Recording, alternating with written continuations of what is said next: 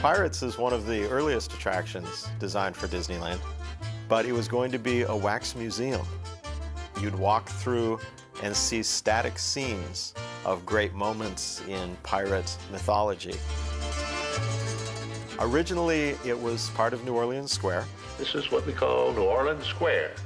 All these little streets are going to be very intriguing, little shops and things. And here's a picture of it from the riverfront as it will look when it's finally finished. They cleared out the area at Disneyland where New Orleans Square would be, dug a giant hole in the ground for the basement because actually all the attractions are down underground underneath New Orleans. And once the steel was up, they stopped because Walt Disney had become involved in the New York World's Fair. The New York World's Fair was really important in the development of Disney theme park shows because by that time we'd been handling, for example, in It's a Small World with the boat ride, over 3,000 people an hour, which is an enormous challenge.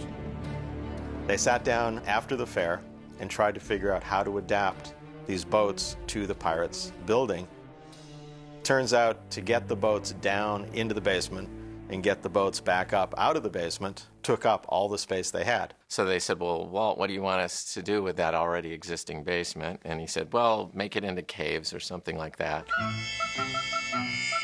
Suddenly, it's nighttime, and you're in the swamps and the bayous, and you've got these boats going by. So you're instantly transformed into a magical place. And there's this sort of eerie moving around in the darkness, and you hear sounds, and you turn the corner, you hear screams from around the corner, you turn the corner, and there is the talking skull, of course, the Jolly Roger that sets up the tail. But keep a weather eye open, mates, and hold on tight. With both hands, if you please. And then you have a big surprise, and everybody screams and laughs in the dark as you go down the waterfall. People are going to get on a boat here and ride through the lagoon. And then as they get around here, we're going to take them down a waterfall. Take them back into the past, into the days of the pirates, you know, where the Caribbean area was full of pirates.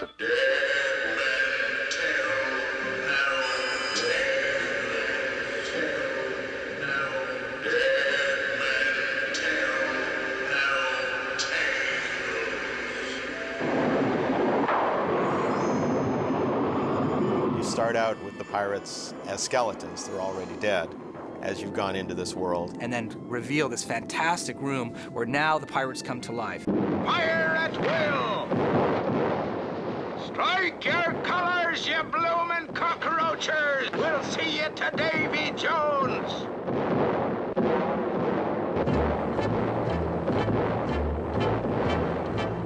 We had everybody that had all the talent that you could find in this organization at that time were directed to the Pirates of the Caribbean.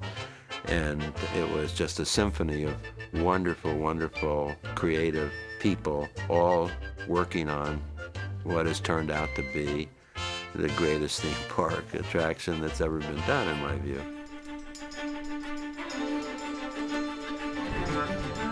We all started from not knowing what we were going to be getting into.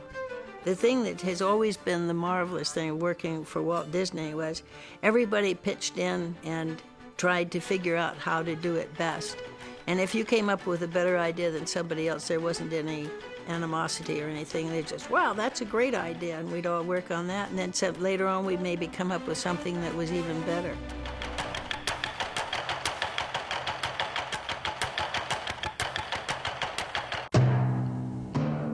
Two of the individuals who really had a huge influence on Pirates of the Caribbean were Claude Coates and Marc Davis. And Marc Davis, of course, was one of Walt's 9 Old Men,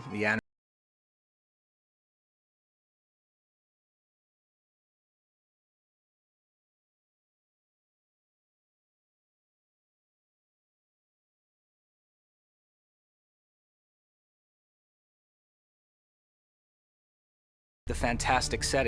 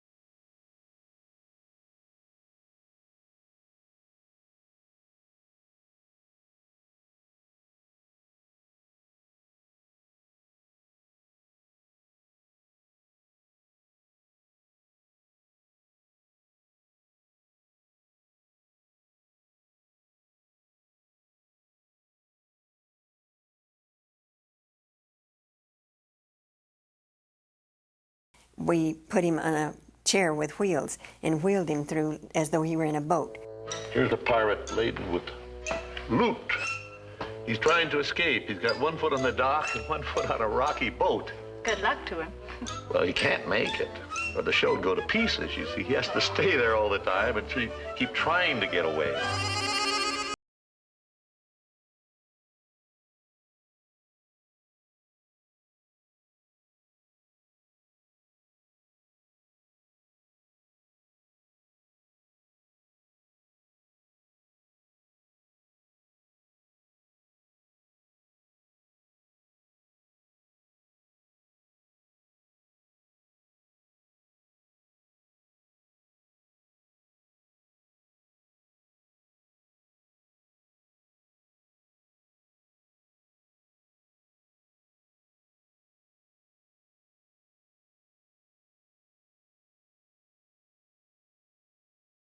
Little remote still at that time, and yet that did happen. We're working on a full-scale pirate. Well, this will animate when we have it in the show, you know. He'll talk, and we'll have all kinds of body movements and things. They carry on a regular little story, you know. Then he'll be audio animatronic. Audio.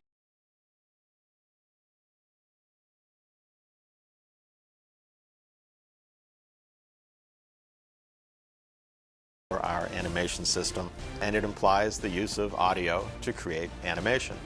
And it actually used to be thousands of little audio beeps and clicks and beep boop beep boop beep boop all along that would go out to the sensors, and the sensors would listen for the beep and they would react to the beep. So as the figures moved, what the figures were hearing were all these beeps and moops and boops and moops and moops.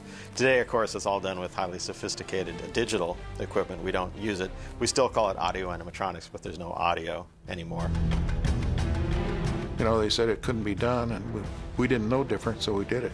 And we developed the skins, the flexible face skins and the hand skins, and those are all things that we just worked on and came up with something, and that's, you know, Walt wanted a shop where anybody could do anything, and he give you a lot more flexibility to develop the shows. A lot of these heads that I did, it wasn't always Mark doing a sketch and then me trying to pick up a three-dimensional design from that, like the girl pulling up her skirt. I did that when he was on vacation.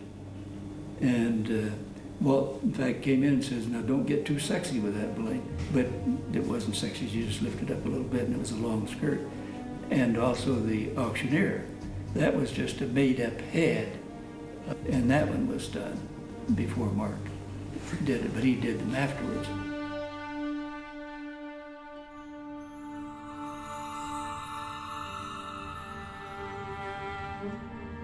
I got a call from Walt, and he says, you know, I want you to do the script for the Pirates. And I said, well, Walt, I've never done any scripting. I've done storyboarding and stuff like that. And he says, I want you to do the script.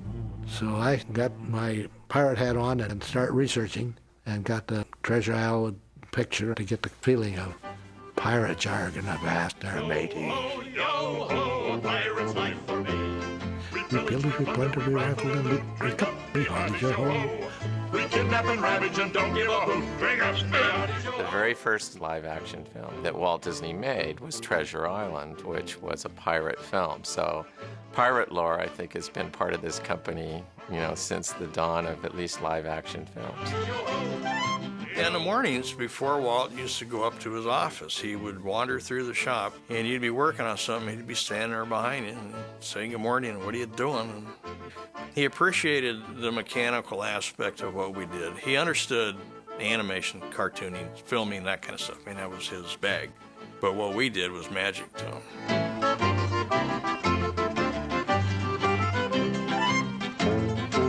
One of the things that Walt stressed was to try to create pirates as real looking as possible.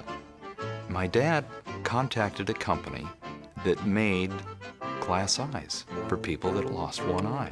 And if you look at the pirates in that attraction and see the realism of those eyes, that's what really convinces us that there's more here than just a mechanical figure, because they're human reproductions. Anybody who goes through the show will say, yes, I love the auction scene, But there's not a soul who goes to that show that doesn't look on top of the bridge and see the pirate's leg and see the hairs on his leg. They go, that is so cool. I had to put the hairs in one by one. We had everything we did accurately and well.